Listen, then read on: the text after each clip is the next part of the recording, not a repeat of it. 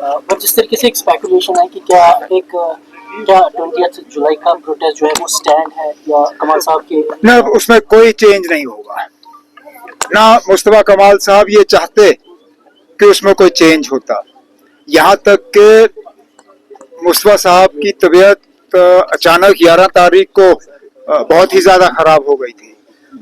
डॉक्टरों ने हमें उस वक्त कहा था कि शायद ही वो 11 को बचेंगे, लेकिन उस वक्त भी मुझे पार्टी के सदर जनाब फारूक साहब की हिदायत थी कि कुछ भी हो मुस्तफा साहब को हमें अपने 12 तारीख का जम्मू का प्रोग्राम जो है वो जारी रखना था। तो इन हालात में जबकि हम 12 का फंक्शन कैंसिल करने के लिए तैयार नहीं थे, 20 का फंक्शन तो चलेगा ही चलेगा। अभी तक नहीं, हमें लटकाया जा रहा है। और हम तब, जैसे मैंने 11 तारीख को कहा, हम सब्र करना जानते हैं ना, हम इंतजार करेंगे और हम अपना ऑल्टरनेट प्लान जो है वो भी तैयार रखेंगे। लेकिन मैंने अपने साथियों को कहा है जिन्होंने मुझसे बिल्कुल यही हर्षाद जाहिर किया कि क्या हमें इजाजत मिलेगी या नहीं, मैंने कहा हम 19 तारीख को दिल्ली जाएंगे ही जाएंगे।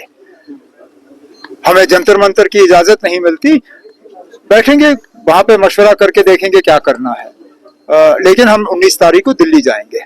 नेशनल कॉन्फ्रेंस के लिए, हमारे खानदान के लिए ये एक बहुत मुश्किल दौर है। मुस्तफा कमाल साहब मेरे वालिद के छोटे भाई होने के अलावा उनकी एक अपनी हैसियत थी। एक काबिल डॉक्टर जिन्होंने जिंदगी भर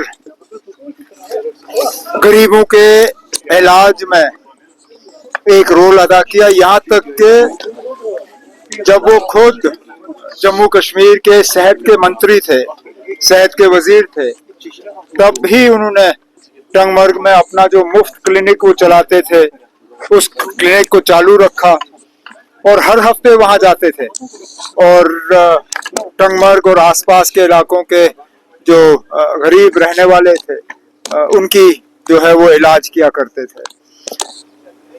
कई मर्तबा एमएलए रहे, पहले तो एमएलसी बने, फिर 87 में एमएलए बने, 96 में दोबारा टंगमर्ग से उन्होंने इलेक्शन लड़ा, फिर 2 बार बाई इलेक्शन के जरिए वो असेंबली में आए, एक बार पटन से और उसके बाद 2009 में हजरत बल से। हमारे लिए, जैसे मैंने कहा, ये एक मुश्किल दौर है, लेकिन इतने लोगों को यहाँ जमा होते हुए देख के पता चल जाता है कि मुस्तफा साहब ने अपनी जिंदगी में बहुत लोगों की जिंदगियों को टच किया, जिसका हमें बहुत ही ज्यादा एहसास है और हम उसके लिए शुक्रमंद हैं। उमर साहब, first of all condolences to you. But जिस तरीके से एक स्पेकुलेशन है कि क्या 20 जुलाई का प्रोटेस्ट जो है वो स्टैंड है या कमाल साहब के ना, उसमें कोई चेंज नहीं होगा। ना मुस्तफा कमाल साहब ये चाहते कि उसमें कोई चेंज होता। यहाँ तक कि मुस्तफा साहब की तबीयत अचानक 11 तारीख को बहुत ही ज्यादा खराब हो गई थी। डॉक्टरों ने हमें उस वक्त कहा था कि शायद ही वो 11 को बचेंगे, लेकिन उस वक्त भी मुझे पार्टी के सदर जनाब फारूक साहब की हिदायत थी कि कुछ भी हो मुस्तफा साहब को हमें अपने 12 तारीख का जम्मू का प्रोग्राम जो है वो जारी रखना था। तो इन हालात में जबकि हम 12 का फंक्शन कैंसिल करने के लिए तैयार नहीं थे, 20 का फंक्शन तो चलेगा ही चलेगा। अभी तक नहीं, हमें लटकाया जा रहा है। और हम तब, जैसे मैंने 11 तारीख को कहा, हम सब्र करना जानते हैं ना, हम इंतजार करेंगे और हम अपना ऑल्टरनेट प्लान जो है वो भी तैयार रखेंगे। लेकिन मैंने अपने साथियों को कहा है जिन्होंने मुझसे बिल्कुल यही हर्षाद जाहिर किया कि क्या हमें इजाजत मिलेगी या नहीं, मैंने कहा हम 19 तारीख को दिल्ली जाएंगे ही जाएंगे।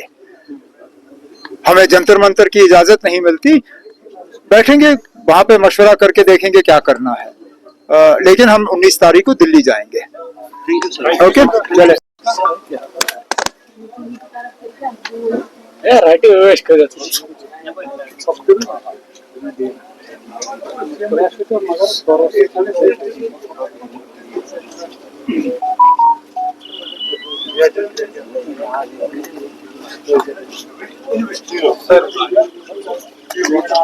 साहब के बारे में